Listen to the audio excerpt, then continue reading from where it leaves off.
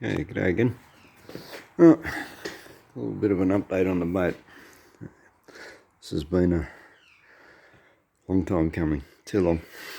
And yeah, I had this in the shed before we started on it, and then I had to repair my own vehicle, and then I got more interested in the bug. Put that back in here for a little while too. But anyway, we've got it in here now, and I'm determined I'm going to finish it before anything else comes back in the shed. So, we had an issue before with the all the pins being exposed and having to punch them, and what I was concerned about is I expected them all to be capped on the inside. If you've done old timber boats, you know what I mean by cap. But what I found, I actually looked under there, is they're all just bent over anyway. So what I've done, so I've gone along, I've punched each one, and then I've epoxied each one, which should hold them in place, stop them coming back out. And yeah, I'll go along the inside and what I've done here, and just bend them a little bit more, hitting from the side, not hitting them straight on anyway, so there shouldn't be an issue. As I mentioned before, it's sort of a two-man job, but yeah, I think I can get around doing it myself. The issue I get with having assistance from people is that most of the work I do in the shed here is, between 7 and midnight, and so it's difficult to arrange help, and things change here from day to day anyway. I never really sort of know from one day to the next what I'm doing anyway, so for that respect it's difficult to arrange help as well. So, but anyway, I think I've devised a way to do it myself, so only time will tell. Okay, I've gone along now, I've undercoated the top half, and as you would expect, there's a few bits and pieces that require a little more rubbing, a little more fill. In here, I'll probably actually have to put a bit of epoxy, because in there, that's previous putty from someone else, which I don't really want to dig it out and what you can expose under there. So anyway, yeah, I'll pour a bit more epoxy in that, put a bit more filler up there, give it a bit of a rub in a few places, and yeah, that will be done. It's good having the undercoat on there, even though it's not, I've still got to touch it up and go over it, but it means that part of the bait, is on its way to being finished. So, it's not sort of as daunting when you're looking at it. You're not looking at the whole bait. It's no longer the whole bait needs to be done. It's yeah, and one issue I am having now is with puttying these nail holes. I've tried I bought two different types of putty, trying to match the colour of the timber. But what you find, this last lot of putty is a fairly close match to the timber, and when you put the clear on it, the timber goes darker, but the putty stays the same colour. So yeah, I've been experimenting a little bit here. I've got a little bit of elm stain. I've mixed some of them in a little bottle with a little bit of thinned it out, so it's not so much thinned because it's already thin, but I've diluted it a little bit so that I can darken it by putting more colours on it. It's not just going to go very dark with the first little bit of paint, and I'm using a little artist brush just to dab it on there. But the real issue is that you've still got these stains in the timber, and this is from the I would think from the copper or something. It's seeped into the timber and stained it.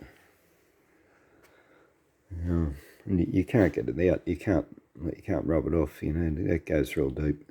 So yeah, the next thought actually is putting a bit of the stain into the clear coat itself and sort of darkening the whole thing, so that it doesn't. Well, you can't hide it. It's always going to be visible. That's the issue. You know, you could probably match the putty to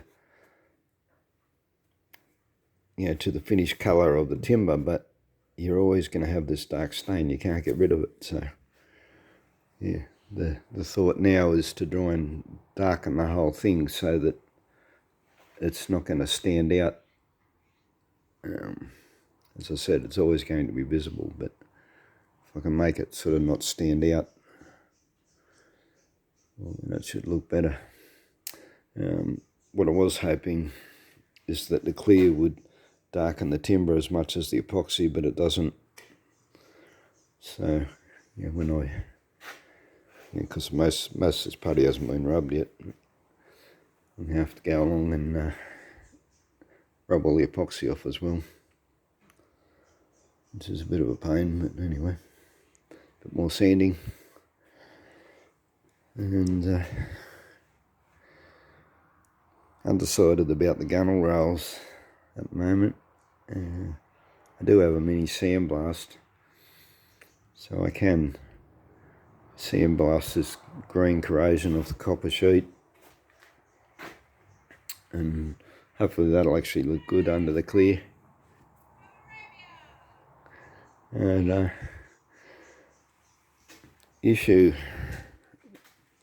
real issue here is I've got this break in the gunnel rail. If you can see that. Yep, there it is. Now, I can epoxy that. Rub epoxy into the joint, I can clamp it in, I can make it solid. But the break is always going to be visible. So I've got some green here for the below the waterline, which normally you would put anti-foul, but it's just plain enamel. This is a trailer boat, doesn't need any foul anyway. So yeah, I'm actually thinking that it might be better to put the green enamel on the gunnels, so I can hide that break, and it should look decent anyway. So quite often boats have a different colour around the gunnels. So anyway, I'll make that decision when I get to it. So I'll do work out this putty colour first, and we'll go from there. And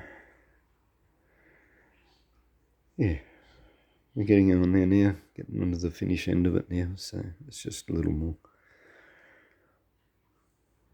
thought, trial and error process, and come up with something that will look a bit decent. But these lines too, I taped them up for the undercoat.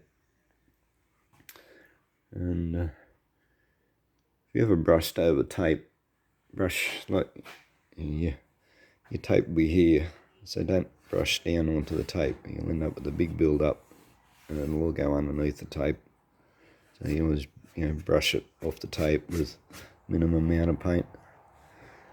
But yeah, as you can see, the line isn't that crash hot. So what I'll be doing is I'll I'll feather off the edge with emery, and I'll get the clear on it. I'll paint the clear right up to the undercoat, and then when I get the green enamel on it, I'll bring the line down, straighten it up a little bit, with tape, and it'll actually seal better too. You won't get it coming under the edge quite as easy because it'll seal against the clear. But yeah, I'll then get a 1-inch brush and, or maybe just do it with tape. But yeah, anyway, I'll clean this line up a bit better. That'll probably be one of the last things I do to the hole to finish it off.